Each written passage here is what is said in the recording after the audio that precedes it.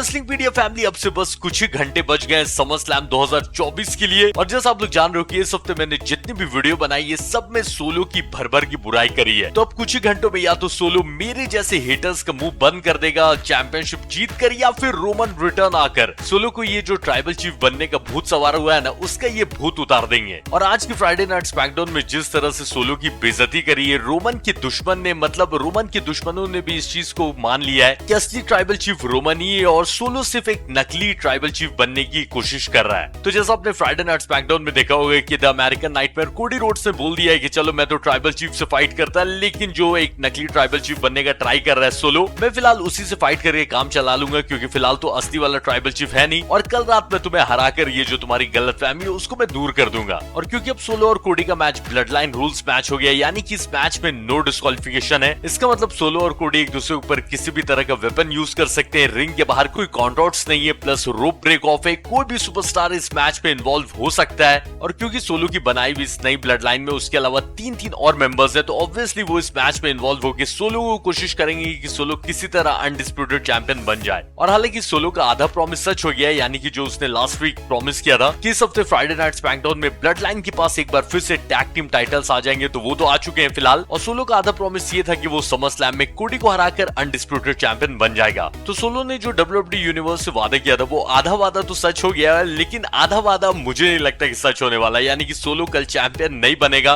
पर जिस बात का मुझे डर था वो बात सच होते हुए नजर आ रही है, यानी कि आज जिमी ऊसो को फ्राइडे नाइट स्मैकडाउन में रिटर्न आना चाहिए था टैग टीम मैच में, लेकिन वो आया नहीं। और ऐसे रूमर्स है कि रोमन से पहले जिमी ऊसो आएंगे, तो पता नहीं कल समर स्लैम में या तो रोमन और जिमी दोनों आ सकते हैं या फिर सिर्फ और सिर्फ जिमी आएगा। तो लास्ट ईयर भी जिमी रोमन के मैच में इन्वॉल्व होकर रिटर्न आया था और रोमन के साथ टीम अप कर लिया था जिमी ने, जब उसने अपने भाई जे ऊसो को हरवा दिया था। तो लास्ट ईयर इंजर्ड होने के बाद जिमी ऊसो रिटर्न आया था समर स्लैम में, लेकिन इस साल सेम टू सेम वही कहानी नहीं चलनी चाहिए, जिमी नहीं आना चाहिए, अपने को ट्राइबल चीफ ही देखने, रियल वाले ट्राइबल चीफ यानी कि रोमन रेंस। और रोमन के अलावा ब्रॉक लेसनर भी रिटर्न आते तो फैंस की भाई खुशी का ठिकाना नहीं रहेगा, क्योंकि ब्रॉक का पता नहीं है कि वो WWE में अब रिटर्न आएंगे भी या नहीं। क्योंकि रोमन की तो एक तरह से गारंटी है कि रोमन को तो रिटर्न आना ही है, लेकिन ब्रॉक लेसनर की फिलहाल कोई गारंटी नहीं कि ब्रॉक कब आ सकते हैं, हो सकता है कि वो आए भी नहीं। लेकिन जब भी ऐसा कोई बड़ा पेपर होता है जैसे कल होने वाला है समर स्लैम, उसमें फैंस की उम्मीद बनी रहती है। और अब ट्रिपल एच ने क्योंकि नाम लेना स्टार्ट कर दिया है, तो शायद कल ब्रॉक का भी रिटर्न हो जाए। तो एक बार मैं फिर से बोलूंगा कि मुझे यकीन नहीं है कल सोलो चैंपियन बन सकता है, अब वो किसी की भी इन्वॉल्वमेंट हो, लेकिन मुझे नहीं लगता। पर हाँ, अगर चैंपियन बन गया तो ठीक है, मैं रोते हुए वीडियो तो बनाऊंगा ही,